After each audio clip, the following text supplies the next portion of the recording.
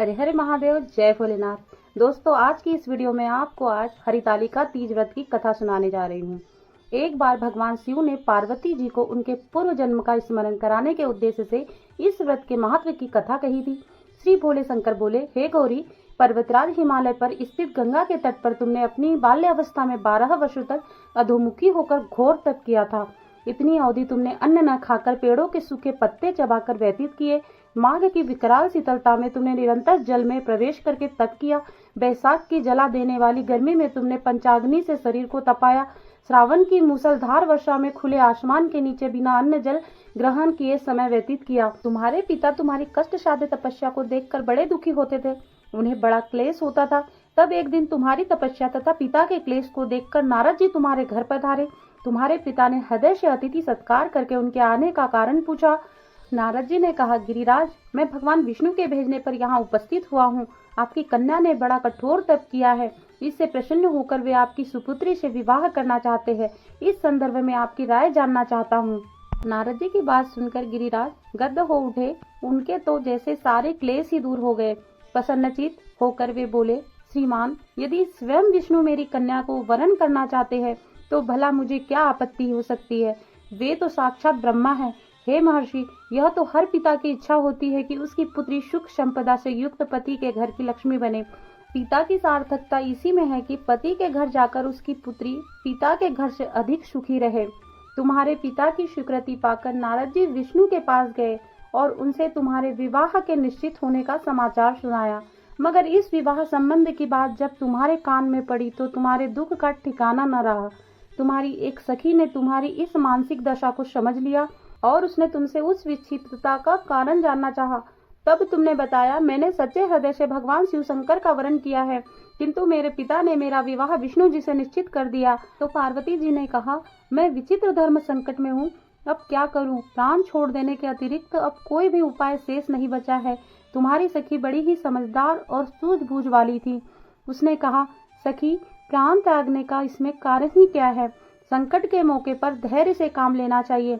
नारी के जीवन की सार्थकता इसी में है कि पति रूप में हृदय से जिसे एक बार स्वीकार कर लिया, जीवन पर्यटन उसी से निर्वाह करे। सच्ची आस्था और एक निष्ठा के समक्ष तो ईश्वर को भी समर्पण करना पड़ता है।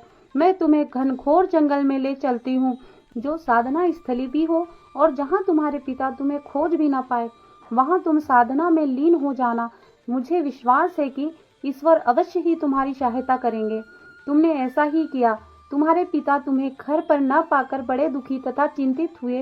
वे सोचने लगे कि तुम न जाने कहाँ चली गई। मैं विष्णु जी से उसका विवाह करने का प्रण कर चुका हूँ। यदि भगवान विष्णु बारात लेकर आ गए और कन्या घर पर न हुई तो बड़ा अपमान होगा। मैं तो कहीं मुंह दिखाने के योग्य भी नहीं रहूंगा।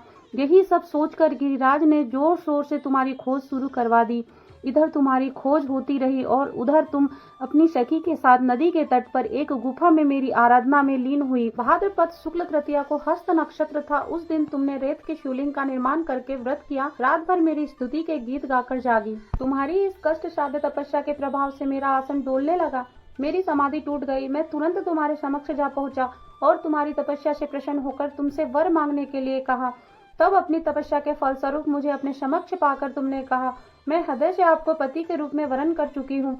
यदि आप सचमुच मेरी तपस्या से प्रसन्न होकर आप यहाँ पधारे हैं तो मुझे अपनी अर्धांगिनी के रूप में स्वीकार कर लीजिए। तब मैं तथास्तु कहकर कैलाश पर्वत पर लौट आया। प्रातः होते ही तुमने पूजा की समस्त सामग्री को नदी में प्रवाहित करके अपनी सहेली सहित व्रत का पारायण किया। उसी समय अपने मित्र बंधु व दरबारियों सहित गिरिराज तुम्हें खोजते खोजते वहां आ पहुँचे और तुम्हारी इस कष्ट साध्य तपस्या का कारण तथा उद्देश्य पूछा। उस समय तुम्हारी दशा को देखकर गिरिराज अत्यधिक दुखी हुए और पीड़ा के कारण उनकी आंखों में आंसू उमड़ आए। तुमने उनके आंसू पोंछते हुए विनम्र स्वर में कहा, पिताजी, मैंने अपने जीवन का अधिकांश समय कठोर तपस्या में बिताया है। मेरी इस तपस्या का उद्देश्य केवल यही है कि महादेव को पति के रूप में पाना चाहती थी। आज मैं अपनी तपस्या की कसौटी पर खरी उतर चुकी हूँ। आप क्योंकि विष्णु जी से मेरा विवाह करने का निर्णय ले चुके थे, इसलिए मैं अपने आराध्या की खोज में घर छोड़कर चली आई।